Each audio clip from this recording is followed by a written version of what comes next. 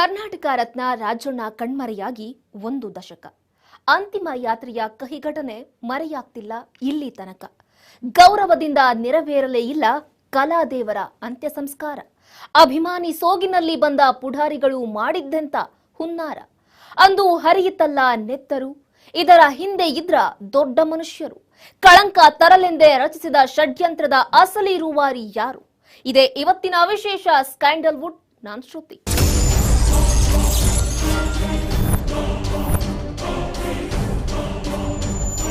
ಕರ್ನಾಟಕ ರತ್ನ, ಕೋಟ್ಯಾಂತರ ಕನ್ನಡಿಗರ ಆರಾಧ್ಯ ದೈವ ಡಾಕ್ಟರ್ ರಾಜ್ಕುಮಾರ್ ನಮ್ಮನ್ನ ಅಗಲಿ ಸರಿಯಾಗಿ 10 ವರ್ಷಗಳು ಕಳೆದಿವೆ. ಆದರೆ ಕರುನಾಡ ಕಣ್ಮಣಿಯ ಅಂತಿಮ ಯಾತ್ರೆಯ ಕಹಿ ಘಟನೆ ಮಾತ್ರ ಇವತ್ತಿಗೂ ಮಾಸಿಲ್ಲ. ಇಷ್ಟಕ್ಕೂ ವರನಟ ಡಾಕ್ಟರ್ ರಾಜ್ಕುಮಾರ್ ರವರ ಅಂತಿಮ ಯಾತ್ರೆಯೆಂದು ನಡೆದ ಆ ಕಹಿ ಘಟನೆ ಹಿಂದೆ ಯಾರ ಕೈವಾಡವಿತ್ತು? ಸದ್ಭಾವದಿಂದ, ಗೌರವದಿಂದ, ಮೌನವಾಗಿ, ಶಾಂತಿ ಸಹನೆಯಿಂದ ನಡೆಯಬೇಕಿದ್ದ ಆ ಮಹಾಚೇತನದ ಅಂತಿಮ ಯಾತ್ರೆ ಹಿಂಸಾರೂಪ ಪಡೆದುಕೊಂಡಿದ್ದಾದ್ರೂ ಯಾಕೆ? ಆ ಕಂಪ್ಲೀಟ್ ಡೀಟೇಲ್ಸ್ ಇಲ್ಲಿದೆ. ಸ್ಕ್ಯಾಂಡಲ್ವುಡ್ ಕನ್ನಡ ಮಾಧ್ಯಮದಲ್ಲೊಂದು ಹೊಸ ಪ್ರಯತ್ನ. ಚಿತ್ರರಂಗದ ಸೂಕ್ಷ್ಮ ಸ್ವರೂಪದ ಸತ್ಯಗಳನ್ನು ಪ್ರಸ್ತುತಪಡಿಸೋದು ಈ ಕಾರ್ಯಕ್ರಮದ ಉದ್ದೇಶ. ಇಲ್ಲಿ ಬಿತ್ತರವಾಗುವ ವೃತ್ತಾಂತಗಳು ಭ್ರಮಾಧೀನ ಹಾಗೂ ಕಾಲ್ಪನಿಕವಲ್ಲ. ಒಬ್ಬರ ವೈಭವೀಕರಣ, ಮತ್ತೊಬ್ಬರ ತೇಜೋವಧೆ ಈ ಕಾರ್ಯಕ್ರಮದ ಉದ್ದೇಶವಲ್ಲ.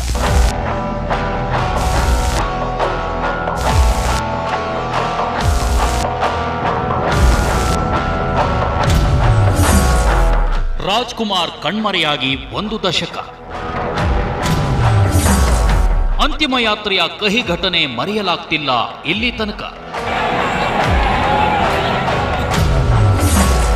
ಅದು ಭಾವಾವೇಶದ ಅತಿರೇಕ. ದಿಕ್ಕುತೋಚದ ಅಭಿಮಾನಿಗಳು ಕಳ್ಕೊಂಡಿದ್ರು ವಿವೇಕ.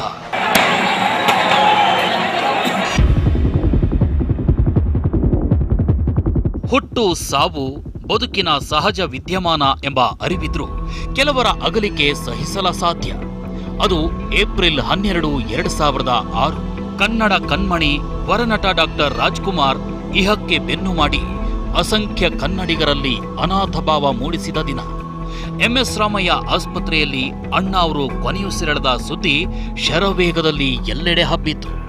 ಆನಂತರ ಘಟಿಸಿದ್ದೇ ಯಾರು ಊಹಿಸಲಾಗದ ಘಟನಾವಳಿಗಳ ಕಹಿ ಸರಣಿ.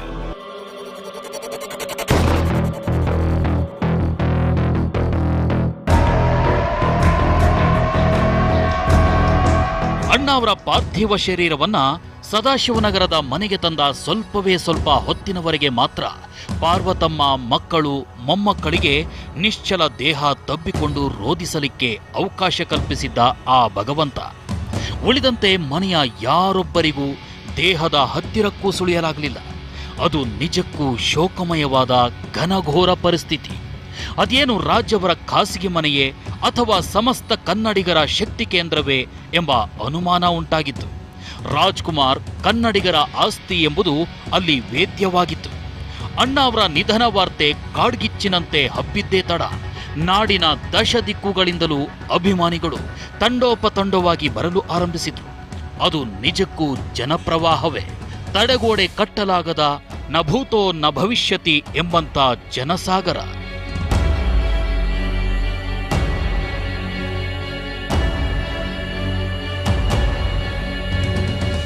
ರಾಜ್ ಮನೆಯ ಸುತ್ತಲೂ ಗದ್ದಲ, ಕಿರುಚಾಟ, ಆಕ್ರೋಶದ ಶಬ್ದ ಮುಗಿಲು ಮುಟ್ಟಿತು.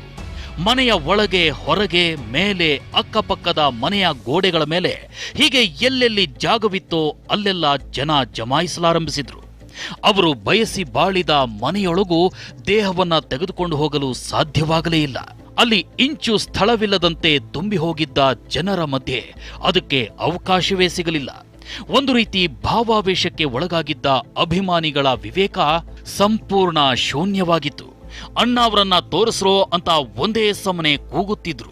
ಗ್ರಿಲ್ಲು, ಕಿಟಕಿ ಬಾಗಿಲುಗಳನ್ನ ಒಂದೇ ಸಮನೆ ಬಡಿತಾ ಅಬ್ಬರಿಸ್ತಾ ಇದ್ರು.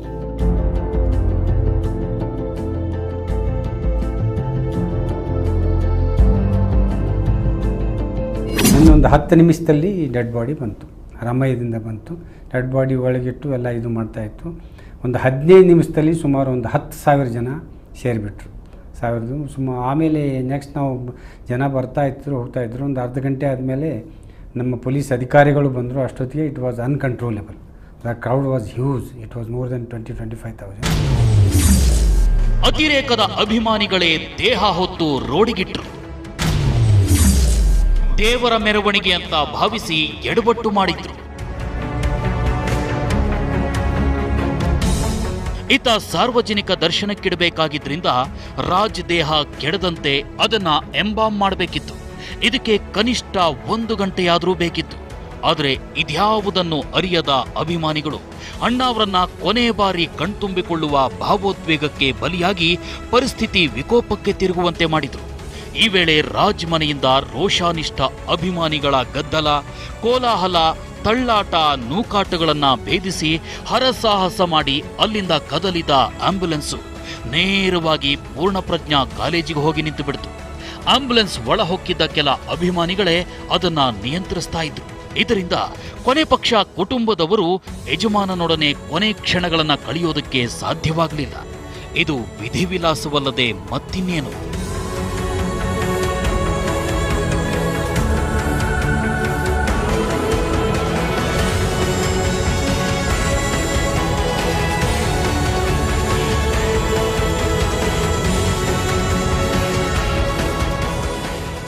ರಾಜ್ ಅವರ ಪಾರ್ಥಿವ ಶರೀರವನ್ನ ಪೂರ್ಣಪ್ರಜ್ಞಾ ಕಾಲೇಜಿಗೆ ಒಯ್ಯಲಾಗಿದೆ.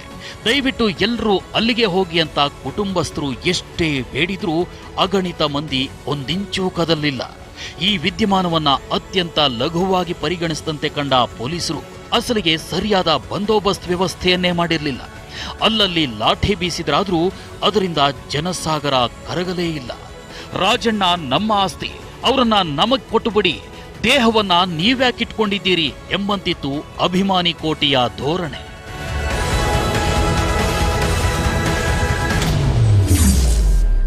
ವರನಟನ ಸಾವಿನಲ್ಲೂ ಘೋರ ರಾಜಕಾರಣ, ಅಭಿಮಾನಿಗಳ ಸೋಗಿನಲ್ಲಿ ದುಷ್ಟಗುಣ.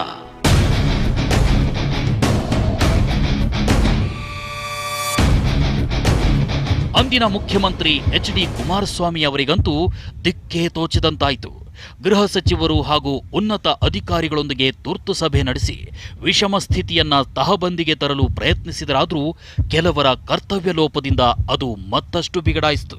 ಇಂಥ ಸಂದರ್ಭದಲ್ಲೂ ರಾಜಕೀಯ ದುರ್ಗಂಧ ಮೂಗಿಗೆ ಬಡಿದಿತ್ತು. ಅಭಿಮಾನಿಗಳ ಸೋಗಿನಲ್ಲಿ ದುರುಳರು, ಪುಂಡರು ಹಾಗೂ ಗೂಂಡಾಗಳು ಅದಾಗಲೇ ಸೇರಿಯಾಗಿತ್ತು. ಇದರ ಹಿಂದೆ ಕಾಂಗ್ರೆಸ್ ಪ್ರಭಾವಿ ನಾಯಕರ ನೆರಳಿತ್ತ? ಹೌದು ಅನ್ನುತ್ತವೆ ರಾಜಕೀಯ ಮೂಲಗಳು.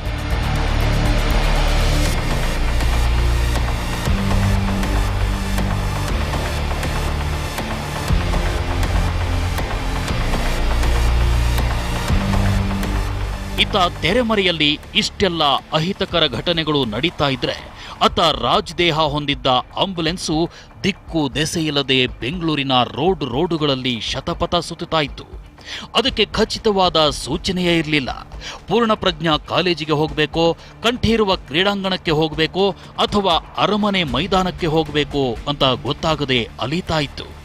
ಒಮ್ಮೆ ಅರಮನೆ ಮೈದಾನಕ್ಕೆ ಬಂತಾದ್ರೂ ಅಲ್ಲಿ ದೊಡ್ಡ ಪೆಂಡಾಲುಗಳನ್ನು ಹಾಕಿ ಜನ ಸರತಿ ಸಾಲಿನಲ್ಲಿ ಸುತ್ತಿ ಬಳಸಿ ಹೋಗುವಂತೆ ಉದ್ದುದ್ದ ದಿಮ್ಮಿಗಳನ್ನು ಕಟ್ಟಿ ಸುಗಮ ಹಾದಿ ಮಾಡೋದು ತಕ್ಷಣಕ್ಕಾಗೋ ಕೆಲಸವಾಗಿರಲಿಲ್ಲ. ಹೀಗಾಗಿ ಅರಮನೆ ಮೈದಾನದ ಪ್ಲಾನ್ ಕೂಡ ವಿಫಲವಾಯಿತು.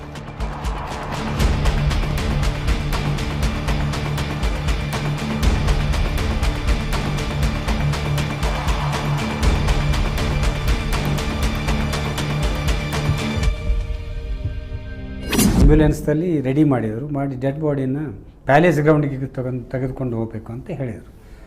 ಪ್ಯಾಲೇಸ್ಗೆ ಅಶೋಕ್ ಕುಮಾರ್ ಇದರಲ್ಲಿ ಇದ್ದರು, ಮುಂದಿನ ಆಂಬ್ಯುಲೆನ್ಸ್ದಲ್ಲಿ ಮುಂದಿನ ಸೀಟ್ನಲ್ಲಿ ಕೂತ್ಕೊಂಡು ತೊಗೊಂಡು ಹೋಗ್ತಾರೆ. ಆಮೇಲೆ ಹಿಂದಿಂದ ನಾವು ಪಕ್ಕದ ರಸ್ತೆಯಿಂದ ಇಮಿಡಿಯೇಟ್ಲಿ ನಾವು ಕಾಲನೇ ಓಡ್ತಾ ಆ ಪ್ಯಾಲೇಸ್ ಗ್ರೌಂಡ್ಗೆ ಹೋದ್ವಿ. ಪ್ಯಾಲೇಸ್ ಗ್ರೌಂಡ್ನಲ್ಲಿ ಸಿಕ್ಕಾಪಟ್ಟೆ ಆಂಬ್ಯುಲೆನ್ಸ್ನೇ ಜನಸಾಗರನ ಬೆನ್ನು ಹತ್ತಿಬಿಡ್ತು. ಆಮೇಲೆ ಇದರಲ್ಲಿ ಡೆಡ್ ಬಾಡಿ ಮತ್ತು ನಾವು ಟರ್ನ್ ಮಾಡಿ ಪೂರ್ಣಪ್ರಜ್ಞಾ ಕಾಲೇಜು ಸದಾಶಿವನಗರ ಗ್ರೌಂಡಿಗೆ ತೊಗೊಂಡು ಹೋಗ್ರಿ ಅಂತೇಳಿ ನಮಗೆ ಪೂರ್ಣಪ್ರಜ್ಞಾ ಗ್ರೌಂಡಿಗೆ ತೊಗೊಂಡೋಗಕ್ಕೆ ಇದು ಮಾಡ್ಯಾರ. ರಾಜ್ಕುಮಾರ್ ಅವರಂಥ ಸಾಂಸ್ಕೃತಿಕ ವರ್ಚಸ್ಸಿರೋ ವ್ಯಕ್ತಿ ಮೃತಪಟ್ಟಾಗ ಅಭಿಮಾನಿಗಳ ಹುಚ್ಚು ಪ್ರವಾಹ ತಡೆಯಲು ಪೊಲೀಸರು ಹಾಕಿದ್ದ ಬಲಹೀನ ಬ್ಯಾರಿಕೇಡ್ಗಳಿಂದ ಸಾಧ್ಯವೇ ಆಗಲಿಲ್ಲ. ರಾಜ್ಕುಮಾರ್ ಅಂದ್ರೆ ಜನರಿಗೆ ಎಂಥ ಅಭಿಮಾನ ಇತ್ತೆಂಬುದು ಗೋಕಾಕ್ ಚಳುವಳಿಯ ಸಂದರ್ಭದಲ್ಲೇ ಸುಸ್ಪಷ್ಟವಾಗಿತ್ತು.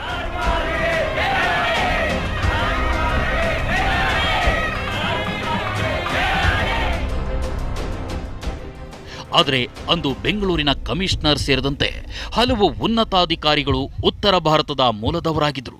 ಅವರಿಗೆ ಕನ್ನಡಿಗರ ಮನಸ್ಥಿತಿ ಅಂದಾಜು ಮಾಡುವಷ್ಟು ಅನುಭವವಿರಲಿಲ್ಲ. ಹೀಗಾಗಿ ಪರಿಸ್ಥಿತಿ ಕೈಮೀರಿ ಹೋಗಿತ್ತು. ಒಂದೆಡೆ ಪೊಲೀಸರ ವೈಫಲ್ಯ, ಇನ್ನೊಂದೆಡೆ ರಾಜಕೀಯ. ಇಷ್ಟು ಸಾಕಿತ್ತು ಬೆಂಗಳೂರು ಹೊತ್ತಿ ಉರಿಯಲು, ನೆತ್ತರು ಹರಿಯಲು ಹಾಗೂ ಅಮಾಯಕರ ಹೆಣ ಉರುಳಲು.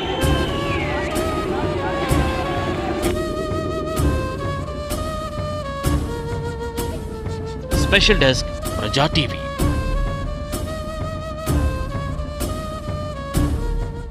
ಸ್ಕ್ಯಾಂಡಲ್ವುಡ್ ವಿಶೇಷ ಕಾರ್ಯಕ್ರಮ ಮುಂದುವರಿಯುತ್ತೆ. ಅದಕ್ಕೂ ಮೊದಲು ಸ್ಮಾಲ್ ಬ್ರೇಕ್.